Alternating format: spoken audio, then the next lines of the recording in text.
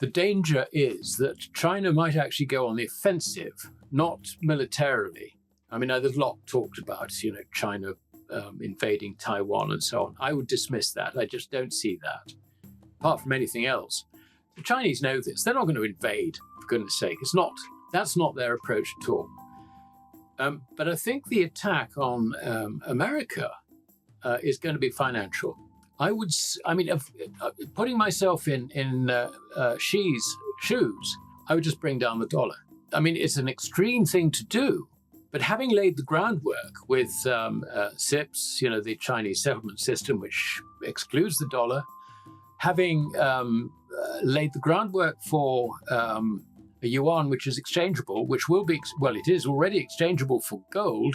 It's just that the rate hasn't been fixed. That is something that could happen. Fix the rate. And what does that do to confidence in the dollar? I think it kills it. So there are moves on the financial side, which the Chinese can do. They've still got something like 600 billion of US treasuries. They've probably hedged the risk in that to a large degree. We don't know.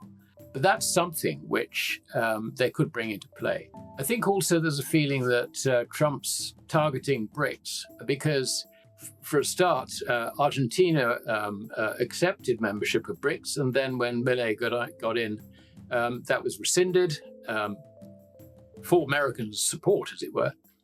Brazil, I have no doubt that Brazil is a candidate for regime change, which again, being the B in BRICS, is a very, very important development. You've also got conflict over copper developing, I think, in the Democratic Congo Republic, or DRC, Democratic Republic of Congo, and also Zambia, which is trying very, very hard to stay neutral in all this. So you can see that things are actually hotting up, particularly on the commodity side. And I suspect that part of China's thinking in terms of letting the silver price rip was it's an extension, if you like, of their policy, their rare earth policy. They know what hurts America, and that's high commodity prices. So look at the price of copper. That's gone through the roof. So I think there are some very, very big headwinds heading America's way. And this is not, the way to deal with Trump is not to try and declare war on him or escalate military conflict, but basically undermine his currency, and that will make him powerless. And in terms of China letting the silver price rip, how did they do that? Well, basically, China has been controlling the silver price for the last 3 decades. It started with the rare earths. It decided, you ain't getting rare earths. And when the silver price started rising, I think China realized that it had to make a choice. Do we continue to suppress the price at the risk that we lose our strategic stocks, because they built up strategic stocks? I mean, bear in mind that China is the second largest silver miner, and also it is the largest processor of both silver, doré, and also metallic ores, copper, zinc, lead, and all the rest of it, where you find silver. So they have accumulated huge, huge quantities of silver. They have been the swing factor in the price. That is absolutely clear if you actually look at the facts. So what she's done, basically, is she's decided to not completely remove supplies into the West, but to control them more closely. And this was really behind the new licensing regime, which applies from this January and is due to be in place for the next 2 years. President Xi did 2 things. They announced an acceleration of the free trade agreement, or a move towards a free trade agreement between China, South Korea, and China. Now, okay, there's been change of government, if you like, in Japan. But the other thing he did was a whistle-stop tour around Southeast Asia. And that was followed not long after by an announcement from the Shanghai Gold Exchange that they were opening a vault in Hong Kong. And also in, guess where, Saudi Arabia. So This is clearly preparation for an exchange rate to be fixed between the yuan and gold at the time when it is appropriate to do so.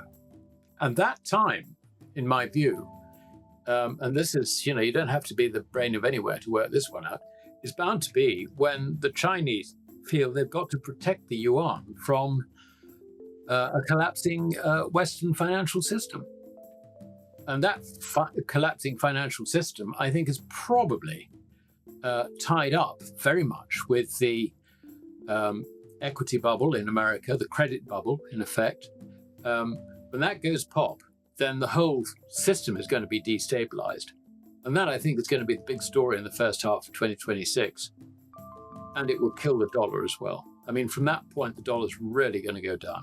The value of any fiat currency is not only dependent on changes in its quantity, but also changes in the faith people have in it, the people who actually have in this currency.